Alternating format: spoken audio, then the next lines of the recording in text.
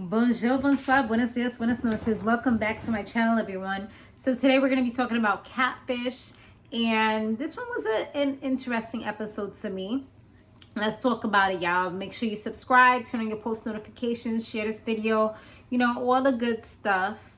So now Moses, he reached out. He's a 40-year-old man who he does theater. He also does some football stuff. And he was married for 11 years, but unfortunately, he said like a year ago, his marriage dissolved and it was pretty much over. And he said that one thing that was interesting that he did say, I felt like he was very honest about his feelings. I feel like he's emotionally intelligent, because he did say that, this kind of broke him. And not a lot of people, especially men, and black men at that, would say that something like this actually took a toll on them and it made them feel like less than a human, dehumanized them and things like that. So I definitely commend him for being able to say that, especially on camera and all that stuff. So he met Krystal. She's 32, and they've been talking for about 4 months. He met her on the Black app. And yeah, he said they're pretty much in a committed relationship. So, y'all know with these things, there's always a twist. So the twist, and also, I got me one of these, a red flag, y'all, is that he hasn't actually spoken to her. So instinctively, when Cammie saw that, she thought to herself, like, perhaps this is the ex-wife, because things like this happen sometimes. So they met with him. They asked him if he ever sent her any money. He says he sent her a little some. They're like, okay, how much? He's like, maybe $300 or $400. At least it wasn't thousands, right? Because we've seen some insane numbers on this show. He said that it was for things like Uber and stuff like that. And he said that he hasn't spoken to her on the phone, but he found, like I said, he's found her on the Black app. And of course, classic is her camera doesn't work. So no video chats or anything like that. He attempted to meet up with her, and she kind of always had some type of excuse. She was babysitting. She couldn't do it at this time. So whatever. It was always a reason. He said that she lives with family. She lives with her mother and her grandmother. I don't know if he mentioned that, but I know she mentioned it later on in the episode. But so sometimes she's having issues with them, and she doesn't have a phone or anything. So Neva's like, but there's other people, so why can't she use their phone? Like, if it's been all this time, you can borrow a phone for a few minutes and have, you don't have to use it excessively, but I'm pretty sure you can borrow it for a little bit while they're on downtime. People are on their phones a lot, but not 24/7. There's some point where you can ask somebody for a phone if you're living with other people. Just logically speaking. So yeah, like I said, she always has excuses and things like that, but he loves the fact that she's a positive person and she just has this light to her, and he said he loves her, so yeah. So we saw a picture of her because they asked for photos, and she's more like an alternative, I don't know if they would say punk rock type of person, like an anime alternative type of girl. So he said that he loves that about her, like, because she's different and he can do all the nerdy things that he's always wanted to do but never had the person to do it with. Sometimes you just need people that share common interests with you, because if you're with the wrong partner or someone who doesn't share common interests with you, there's no way that you'd be able to do certain things. Like he said, he always wanted to do these anime things, but he probably had a partner who wasn't into those things at all. So it's like, damn, I'm either going to have to try to go alone or make some new friends. And that can be kind of tricky sometimes when you have a partner and you want to kind of share or do things with them. So now they did the phone, like after that, they let him go about his business, and they're ready to do their investigation. And they do the number search. It comes up with this guy named James. So that was like one of these.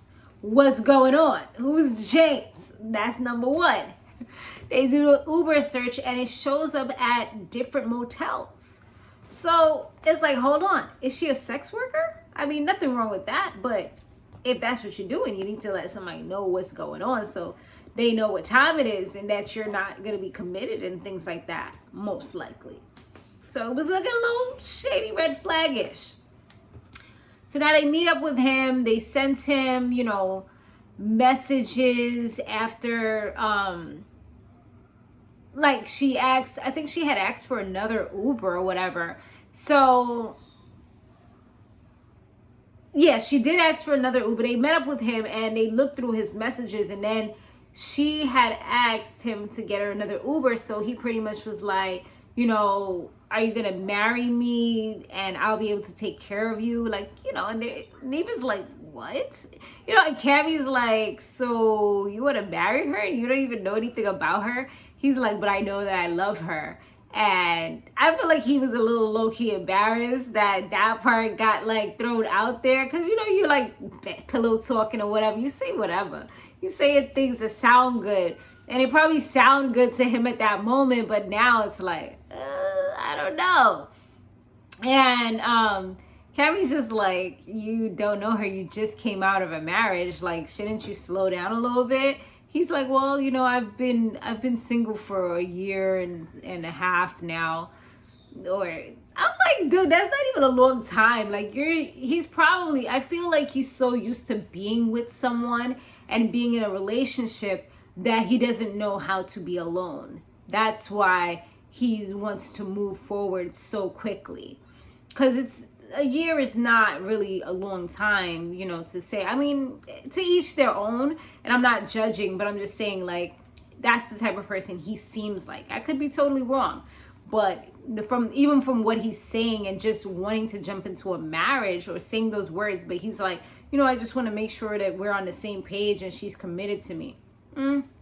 I see. But so he also mentioned that he books rooms for her, like actually books them, and he does the Uber. So Neva's like, wait, hold on, wait a minute, you didn't say all of that. So he's like, if you're booking these rooms for her, why don't you be in the room with her? You know, at the end of the day, it's like she's doing this, quote unquote, because she can't smoke weed in her house, so she got to go somewhere else. She had an argument with her family, so why is it that if you're paying for this room, you're not at least hanging out with her? You know where the room is. And he's like, he did a pop-up one time, and unfortunately it didn't really like bode well for him, because when he went, she wouldn't open the door. He saw that she was in there, wouldn't open the door. So that's another one of these. And he had the key, because I guess they gave him the key since his name is on the door. I mean, on the card and stuff like that. So I guess he was authorized to have a key. He tried to open the door, but I guess the chain was on there, because he said he couldn't get it open. And he's knocking and she wouldn't open. She didn't let him in. Talking about, oh, she just wanted to be alone because she's going through some things. So, come on. That was crazy. Like, that's low-key crazy. I feel like he kind of slipped up and said this because he didn't really want to put it out there. Because you could tell that he was like embarrassed about that particular situation. Because Neva's like, why didn't you tell me about this? Like, this adds a whole nother layer to things. He's like, you know, well, I didn't want to be one of those types of people, you know. So he said he wasn't really proud of that situation. So they called the number, and the person that answered sounds like a man. So I'm like, oh, don't tell me. It sounds like a big dude too, like a big older dude. I'm like, no. no. Here we go. Yeah, so that was crazy. Now Moses is feeling some type of way. Like, now he's worried, because he's like, what was that? You know, and all of them is like, that sound like that was a guy. So Moses is mad, like, yo, I'm hoping that this person is not feeling like I'm some type of gullible person. And he says straight up when they ask him, like, you know, if it's somebody else and not really her, would you still be able to move forward? He's like, no. I'm like, damn. Sometimes some of these people, they're so open that or so in search of love that they would consider being with someone, even if the person lied, even if they're a completely different person, as long as they're not unattractive to them, you know. And even some of them, they're like, it doesn't matter if they're like big, small, it doesn't matter as long as they have a good heart, you know. Some people have been like that, but he's just straight up like, because I fell for this person right here, this photo, and this is what I want to see. I'm like, okay, Moses, at least you got morals, and you have, well, morals, I don't know if morals is the right word, but you know, if you say something, or if that's what you feel is like, you're gonna stick to it, and I gotta respect that for sure. So now now we get to the part where they reach out, and I mean, finally she calls back, or she hits him back up, and she says that we'll meet up with you. And they give them an address, they pull up, and lo and behold, it actually was her. Like, super shocker. Like, out of all these red flags that came through in this episode, I would have never thought it was her, and surprisingly it was her. So that was pretty good that it was her. She said that the man that was on the phone was her uncle. He lets her use his phone. So that's where I came back to earlier. I was saying, like, why they can't let you use the phone. And so she was saying, and this part was giving me a headache because I was getting mad. I can't even lie. She was saying that she is not where she wants to be in life, and she needs to be a certain woman because that's what she was taught, that she has to be worthy, and she didn't feel like she deserved him, and she wanted to earn him, not for him to just be a blessing. And I'm like, what? Like, girl, I feel like she's one of those people that just can't accept when something good happens into your life, or she was, you know, because the way she was talking, it was like, what are you talking about, girl? Yeah, she was like this. She's not where she wants to be. And she almost sounded like how guys tend to use those types of, I don't want to say excuses, but sometimes it can be an excuse where it's like, you know, I want to be, and it could just be a male thing, you know, or just a human nature thing where it's like, I'm not where I want to be in my life. But I know that guys use this a lot, and I want to be at that place before I can commit, before I can get into a relationship, before I can move forward with you. You know, and that's, sometimes it could just be an excuse to string somebody along. Let's be honest. You know, sometimes that could be what it's all about. But this is what she was saying. And she was saying that she was like a little nervous because of everything. That's why she didn't want to meet up. She said that her phone is ancient, you know, not really good, and it's very glitchy, which is why, you know, she doesn't have a phone. She also mentioned that she's very anti devices, technology, and things like that. But I'm like, girl, in this day and age, you can't be anti. I mean, I get it. Some people are conspiracy theorists, or they might feel like the government's listening or whatever. You know, I've seen and I've heard a lot of people say a lot of different things in relations to that. So I get it, but girl, like, girl, it's just kind of, and Neve kind of interjected, and he said, how is it that you were okay taking his money, you know, making him get you Ubers and things like that, but then on the flip side, you're saying that you weren't worthy of him, but you still allowed him to do all these things for you?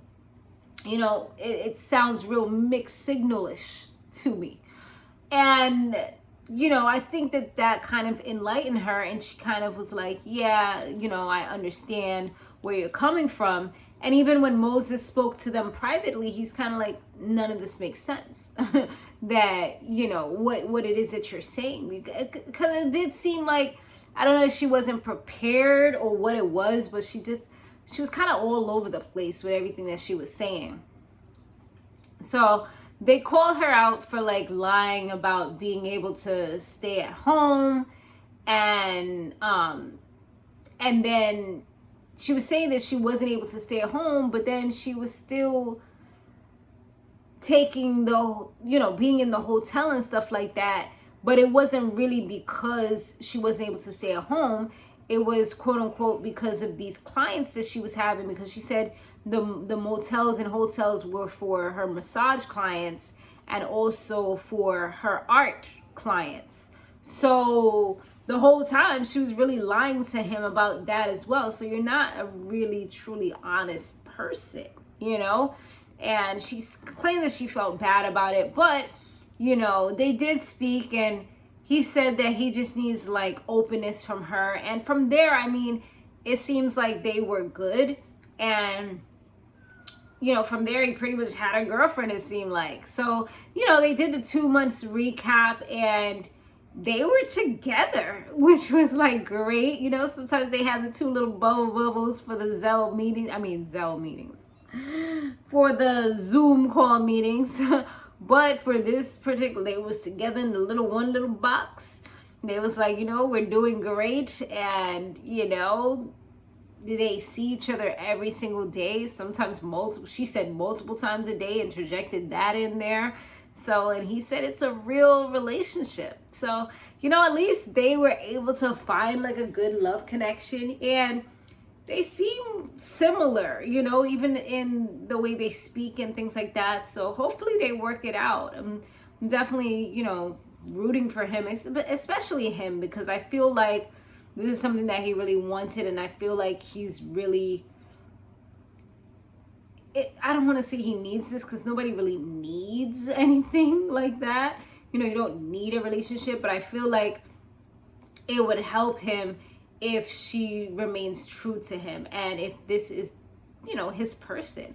Because I feel like I don't know how his relationship was in the past, but it isn't, if the person was able to leave so quickly, I mean, unless he did something wrong, I feel like that person wasn't necessarily the person for him. Maybe they didn't have enough in common. Maybe he didn't really wait. I mean, right now he's not waiting either. Talking about some marriage, only been 4 months, but I guess we'll see how that goes. Well, we probably won't see unless they do some type of update, but y'all know what I mean. All right. But thanks so much for watching. Let me know what you thought about this episode down below. If you know them, I've been having a lot of cast members from Catfish reach out to me, and I'll be like, dang, what did I say in this episode? It's always weird when the person that you're talking about is actually watching your video, but that's what it is on YouTube. You never know who's watching. But it's definitely, more power to you guys for coming on these shows and really pouring your heart out, and having people like me or others, kind of comment and give our 2 cents, even though we're not in your shoes, just kind of from the outside looking in and just giving our opinions. And that's pretty much what it is, my opinion. So good or bad, whatever I say, that's how I feel at that particular moment, which could always change, but that's how I feel at that moment. So I said what I said. Let me stop. All right, y'all. I'll see you on the next latest.